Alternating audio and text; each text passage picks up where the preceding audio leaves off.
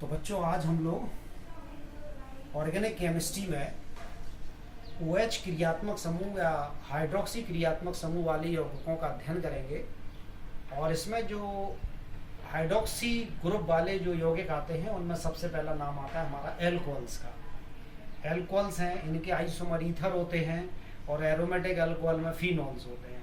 तो ये OH समूह वाले जितने भी जो कंपाउंड हैं, यौगिक हैं, वो हाइड्रोक्सी समूह में उनकी हम स्टडी करते हैं, उनकी हम रिएक्शन इसी टॉपिक में हम देखते हैं।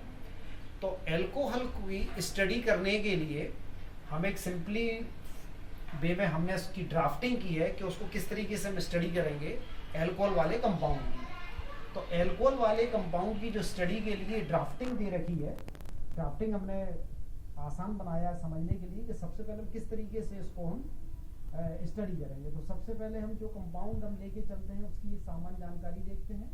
सामान्य जानकारी में नोमेनक्लेचर होता है और वो क्रियात्मक समूह कितने प्रकार के हो सकते हैं, उनमें कार्बन की चेन कितने प्रकार की हो सकती है, जब स्टडी करेंगे स्टेप बाय स्टेप। और उस क्रियात्मक समूह की आइसोमेरिज्म या समावयवता।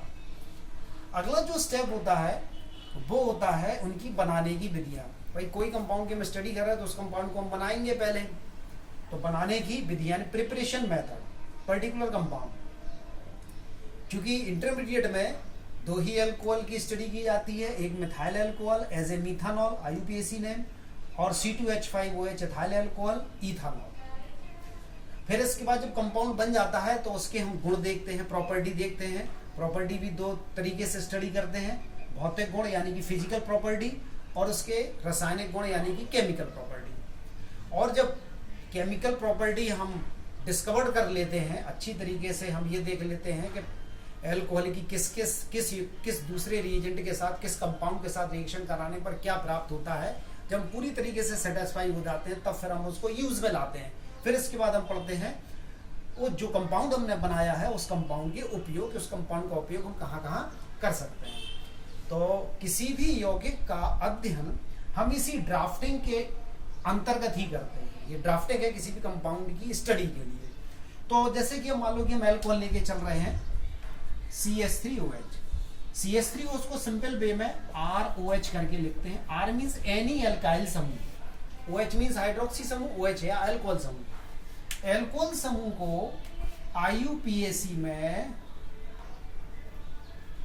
ऑल कहते हैं, ऑल। जैसे कि ये एक कार्बन का एल्कोहल है CH3OH, methyl alcohol simple name है, IUPAC नेम हो जाएगा मीथानॉल। एक कार्बन की चेन मीथेन और मीथेन के साथ ऑल लगा दो तो मीथानॉल। ये दो कार्बन की चेन है एथाइल अल्कोहल तो उसका IUPAC नेम हो गया इथानॉल। ये तीन कार्बन की चेन है CH3 CH2 single bond OH प्रोपानॉल।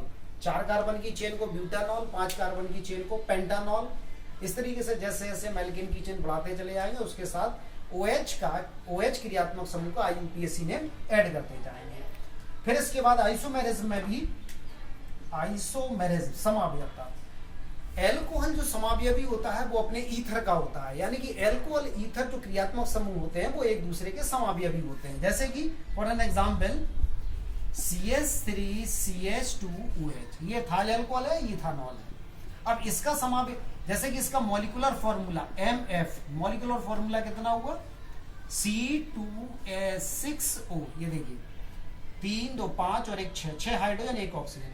अब इस सूत्र से, मॉलिक्यूलर फॉर्मूले का मतलब होता है आणविक सूत्र, इस सूत्र से एक ये कंपाउंड रिप्रेजेंट हो रहा है और एक दूसरे क्रियात्मक समूह का भी हम उसको बना सकते हैं CH3O CH3। ये देखिए डाइमिथाइल ईथर, डाइमिथाइल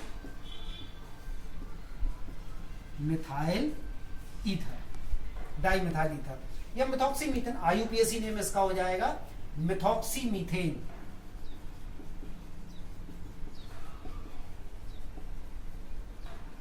ये मिथॉक्सी मीथेन। ये तो जानकारी के लिए है कि एल्कोहल किसका समावयवी होता है। एल्कोहल किसका समावयवी होता है, ईथर का समावयवी होता है। अब ये तो सामान्य जानकारी, ये सब सामान्य जानकारी में आता है। अब हम पर्टिकुलर टॉपिक पर आते हैं कि एल्कोहल बनाने की विधियां। तो ज्यादातर सामान्य विधियां होती हैं, कुछ स्पेशल या तो लेबोरेटरी प्रिपरेशन होती है या फिर उस कंपाउंड की इंडस्ट्रियल प्रिपरेशन यानी कि औद्योगिक विधि। तो सबसे पहले हम देखते हैं इनकी सामान्य विधियां बनाने की, अल्कोहल बनाने की सामान्य विधियां, हेडिंग डालेंगे, इसको हम हटाकर हेडिंग डालेंगे कि अल्कोहल बनाने की सामान्य विधियां। तो इसकी पहली रिएक्शन है अल्कोहल बनाने की जो सामान्य विधि है वो एल्किल हैलाइड का हाइड्रोलिसिस, यानी कि एल्किल हैलाइडों के जल अपघटन द्वारा। तो जल अपघटन दो तरीके से होता है, एक तो होता है जलीय NaOH या QH की उपस्थिति में, और दूसरा होता है नम AgOH की उपस्थिति में। तो जब इसको इसके साथ हम गर्म कराते हैं तो देखिए क्या होता है, ये सिल्वर हाइड्रोक्साइड और ये सोडियम हाइड्रोक्साइड, एक Q का मतलब होता है एक्वस या जलीय, जलीय NaOH या QH की उपस्थिति में जब रिएक्शन कराते हैं, ये एल्किल हैलाइड 2 कार्बन का एल्किल हैलाइड है इथाइल ब्रोमाइड,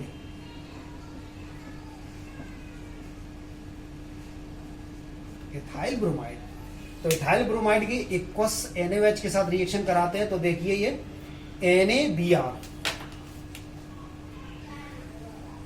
NaBr निकल गया और एक तरह से OH इस Br को रिप्लेस कर देता है। ये प्रतिस्थापन अभिक्रिया में आता है। अभी जब इसकी मैकेनिज्म भी होती है जिसे हम न्यूक्लियोफिलिक सब्स्टिट्यूशन रिएक्शन कहते हैं। 2 प्रकार की होती हैं, एक होती है SN1 और एक होती है SN2। First nucleophilic substitution in first order reaction, nucleophilic substitution in second order reaction. तो ये फर्स्ट और सेकंड ऑर्डर की रिएक्शन में एक्सप्लेन करते हैं, आगे बताएंगे। तो इसमें ये देखिए NaBr लेकर अलग हो गया, OH यहां पर आ गया तो ये इथाइल अल्कोहल बन गया। सिर्फ नम, ये मॉइस्ट का मतलब नम सिल्वर हाइड्रोक्साइड की उपस्थिति में AgBr, यहां से Ag और यहां से Br, AgBr अलग हो जाता है और ये OH यहां जुड़ जाता है तो ये इथाइल अल्कोहल बन गया, इथानॉल या इथाइल अल्कोहल। दूसरी रिएक्शन है इसकी, वो है एस्ट्रो के जल अपघटन द्वारा, एस्ट्रो के जल अपघटन द्वारा। तो हम कोई सा भी एस्टर ले सकते हैं, CH3COCH3, मिथाइल एसीटेट का जब जल अपघटन कराते हैं कोई क्षार की उपस्थिति में तो एक तो बनता है सोडियम एसीटेट बनता है, हो गया सोडियम एसीटेट CH3CONA और ये CH3OH, ये यहां चला जाता है, ये मिथाइल अल्कोहल बन गया।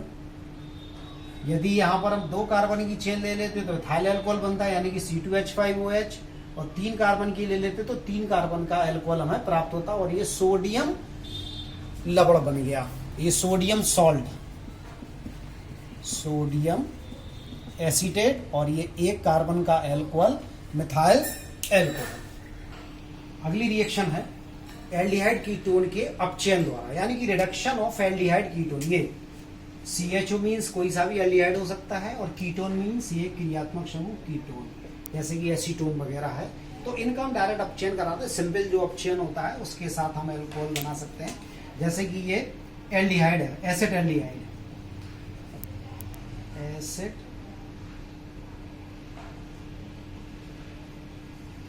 एल्डिहाइड या इसका IUPAC नाम है इथानल। 2H के साथ किसके प्रेजेंस में, सोडियम और इथाइल अल्कोहल के प्रेजेंस में।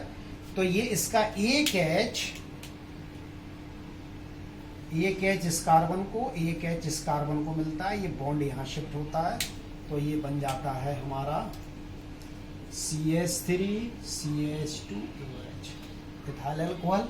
इसी तरीके से जब हम कीटोन पे ये रिडक्शन कराते हैं, कीटोन पर, तो इसका एक H यहाँ और एक H यहाँ, तो ये सेकेंडरी अल्कोहल बनता है यहाँ पर CH3CH single bond OH CH3। ये प्राइमरी अल्कोहल है और ये सेकेंडरी अल्कोहल है, प्रोपानॉल 2, प्रोपानॉल 2, ये प्रोपानॉल 2 है, ये इथानॉल 1 है। अब देखते हैं अगली रिएक्शन है, वो है बाय द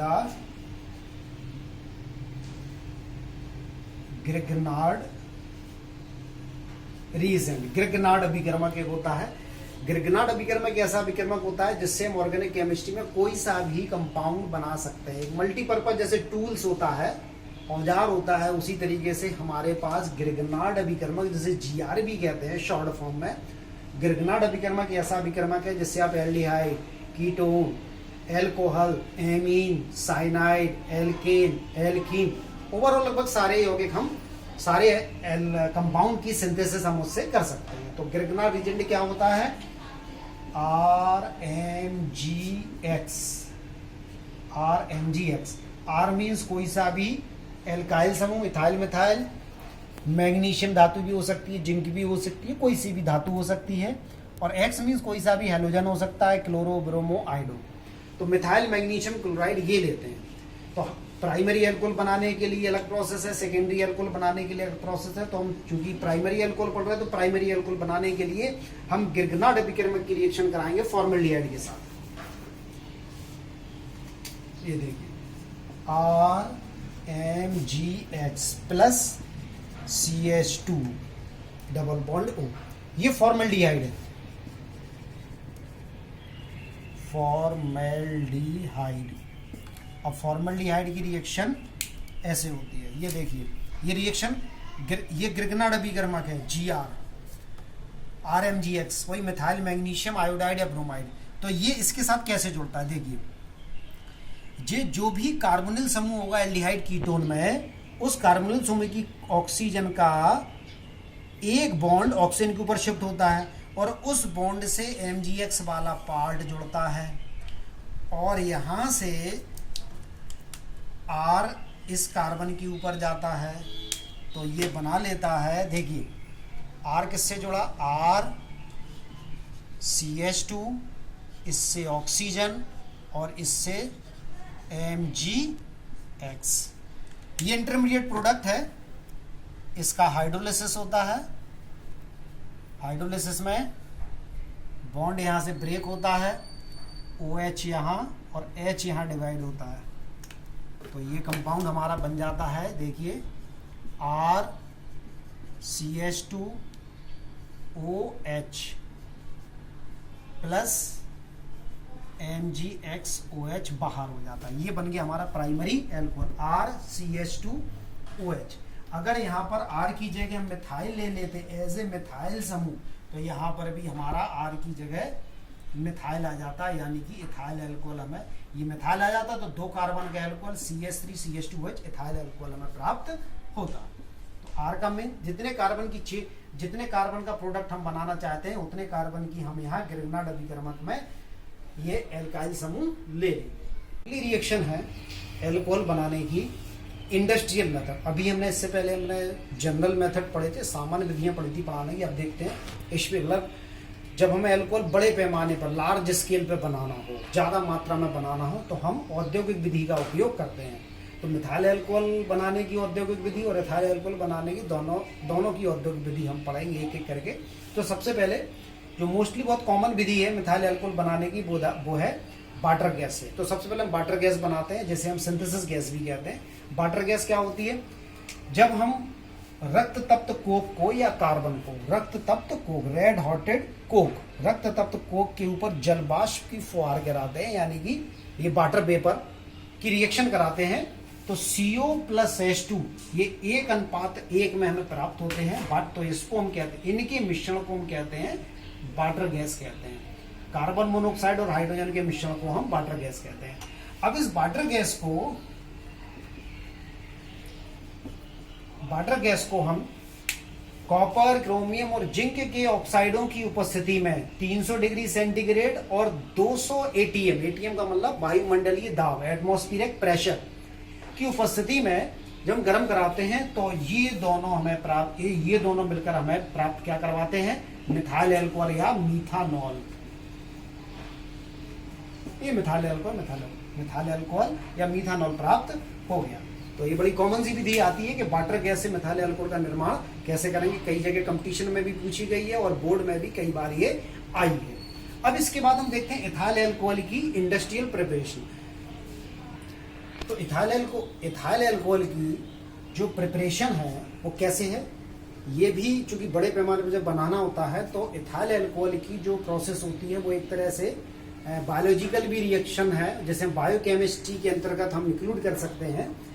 वो उसमें थोड़ा बायोलॉजिकल पोर्शन भी अप्लाई होता है। फर्मेंटेशन प्रोसेस या किंडबन की विधि, जिसमें क्या करते हैं कि एक तरह की किंडबन विधि का मतलब होता है एक सड़ाने की प्रक्रिया है, जिस तरीके से जो दूध से दही बनने की प्रक्रिया फर्मेंटेशन प्रोसेस होती है, तो इसी टाइप की ये प्रक्रिया होती है। इसमें क्या करते हैं, जो हमारा सुक्रोज होता है, जो फल वगैरह होते हैं उनमें सुक्रोज वगैरह होता है, तो सुक्रोज का हम इनवर्टेस एंजाइम की उपस्थिति में हाइड्रोलिसिस कराते हैं। तो छोटे छोटे जो बैक्टीरिया होते हैं तो वो क्या करते हैं, इसमें ग्रो करते हैं और सुक्रोज को कन्वर्ट कर देते हैं ग्लूकोज और फ्रक्टोज में। ग्लूकोज फ्रक्टोज का मॉलिक्यूलर फॉर्मूला सेम होता है C6H12O6, लेकिन क्रियात्मक समूह बदल जाता है, तो हमने सिर्फ नाम लिख दिया फ्रक्टोज। ग्लूकोज में एल्डिहाइड समूह होता है और फ्रक्टोज में कीटोन समूह होता है, तो ये कीटोन समूह होता है इसमें, फ्रक्टोज में ये ग्लूकोज है। तो जब हमें सुक्रोज का फर्मेंटेशन प्रोसेस से हमें प्राप्त होता है ग्लूकोज, और ग्लूकोज का फिर फर्दर जाइमेस एंजाइम की उपस्थिति में इसका फिर फर्मेंटेशन प्रोसेस होता है, क्योंकि ये एंजाइम बायोलॉजिकल रिएक्शन में यूज होते हैं। ये जाइमेस एंजाइम की उपस्थिति में ग्लूकोज कन्वर्ट हो जाता है इथाइल अल्कोहल में, इथानॉल, और CO2 गैस निकल जाती है, ये CO2 गैस निकल जाती है। तो इस तरीके से हमें एक ये विधि है। हम स्टार्च से भी बना सकते हैं, उसमें भी ये दो रिएक्शन सेम रहती हैं, बस एक रिएक्शन और बढ़ जाती है। डायस्टेज एंजाइम की उपस्थिति में जो स्टार्च होता है वो हमारा माल्टोज शर्करा में कन्वर्ट होता है। तो हम देखे ले रहे हैं। अगली रिएक्शन है इसी का फर्मेंटेशन की। एक प्रोसेस तो ये थी जिसमें हमने डायरेक्ट सुक्रोज को कन्वर्ट करके पहले हमने इन्वर्टेस एंजाइम की उपस्थिति में ग्लूकोज बनाया, फिर ग्लूकोज जाइमेस एंजाइम की उपस्थिति में परिवर्तित हुई इथाइल अल्कोहल में। लेकिन यदि आपके पास स्टार्च है,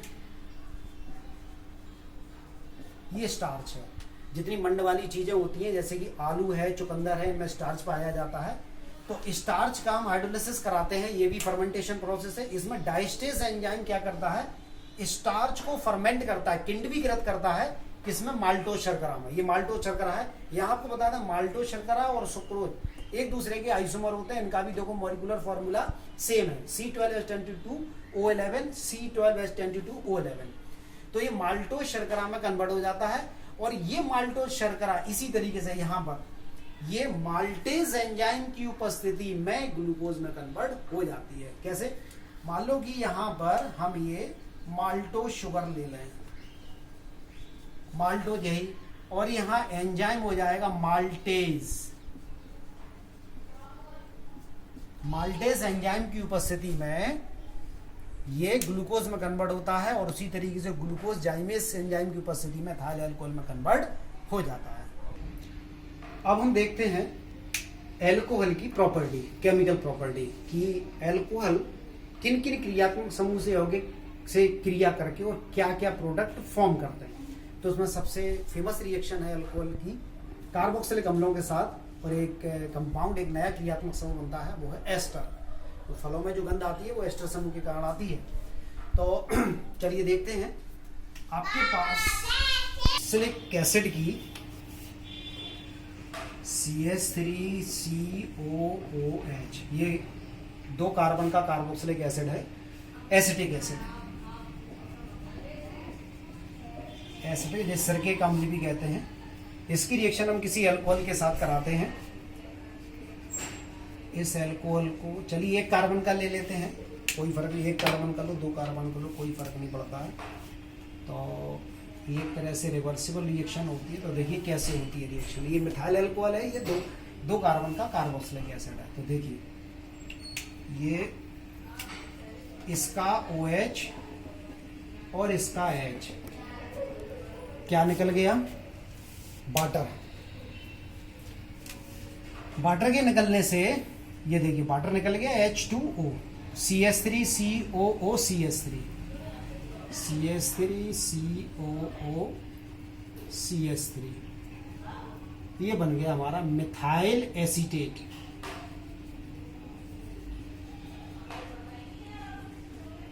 और वाटर निकल गया, ये एस्टर बना कि नहीं। यानी कि एल्कोहल और जब कार्बोक्सिलिक समूह रिएक्ट करते हैं तो एस्टर बनता है। इसी तरीके से अगली रिएक्शन है, इसी की मैं अगली रिएक्शन है एसिटिल क्लोराइड के साथ रिएक्शन CH3COCl। एसिटिल क्लोराइड की एल्कोहल के साथ रिएक्शन कुछ इसी टाइप से है। अगर हम CH3 की जगह R ले लें तो कोई फर्क नहीं पड़ेगा, R ले लें, R का मतलब कितने भी कार्बन एटम की चेन हम लगा सकते हैं। तो यहाँ भी हमें एस्टर मिलेगा। ये देखिए, क्योंकि अल्कोहल के पास एक्टिव हाइड्रोजन होती है, वही एक्टिव हाइड्रोजन एसिटिल क्लोराइड की Cl को लेके -HCl निकाल देगी और CH3COOR, CH3COOR और प्लस HCl अलग हो गया। ये भी देखिए एस्टर है। अगर हम यहाँ R की जगह कोई CH3 कुछ एक कार्बन का, 2 कार्बन का एल्काइल समूह ले लेते हैं तो उतने ही कार्बन की चेन हमें यहाँ प्राप्त होगी। अगर R की जगह CH3 ले लें तो यहाँ CH3 हो जाएगा। तो ये भी हमारा एस्टर बन गया, ये बन गया हमारा एस्टर। अगली रिएक्शन है केमिकल प्रॉपर्टी एल्कोहल की PCl5 के साथ क्रिया, फास्फोरस पेंटाक्लोराइड के साथ क्रिया। तो देखिए ये हमारा इथाइल अल्कोहल है, ये PCl5 फास्फोरस पेंटाक्लोराइड। इसको हम ऐसे भी लिख सकते हैं,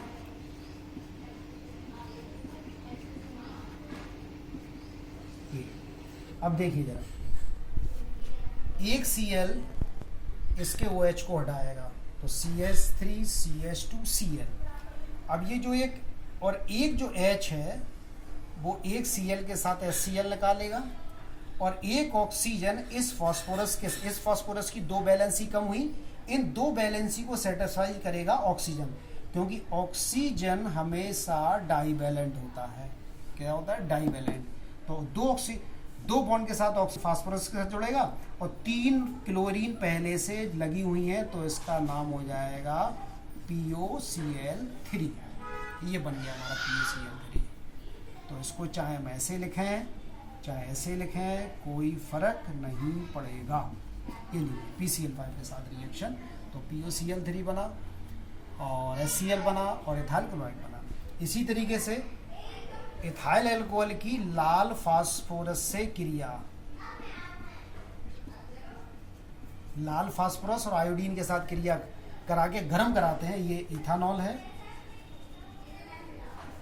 इथानॉल की लाल फास्फोरस और 3I2 आयोडीन के साथ क्रिया कराते हैं तो इथाइल आयोडाइड बनता है, एथिल आयोडाइड। और H3PO3 ऑर्थोफॉस्फोरिक अम्ल बनता है। फिर अगली रिएक्शन है एल्कोहल की थायोनाइल क्लोराइड के साथ क्रिया, react with thionyl chloride SOCl2।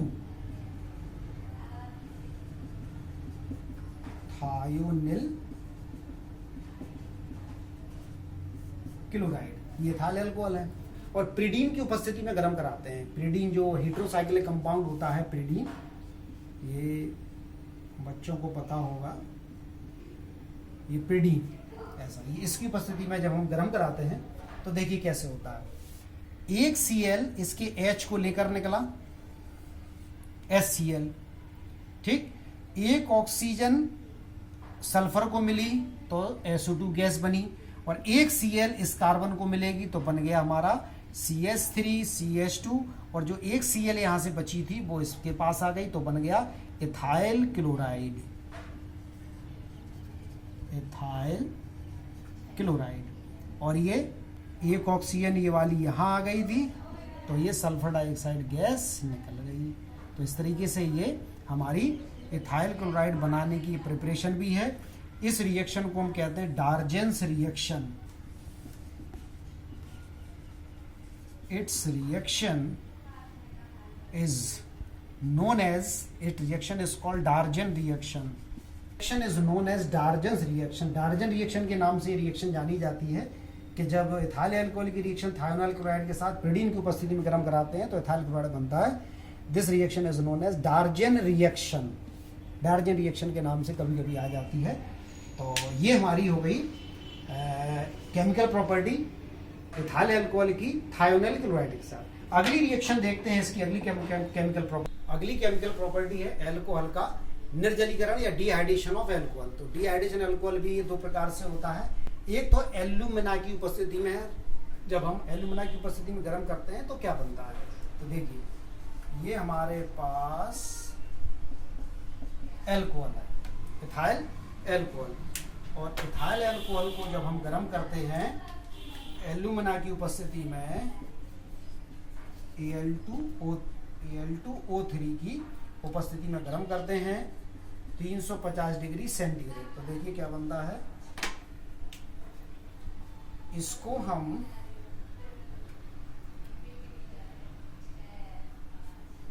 ऐसे लिख सकते हैं CH2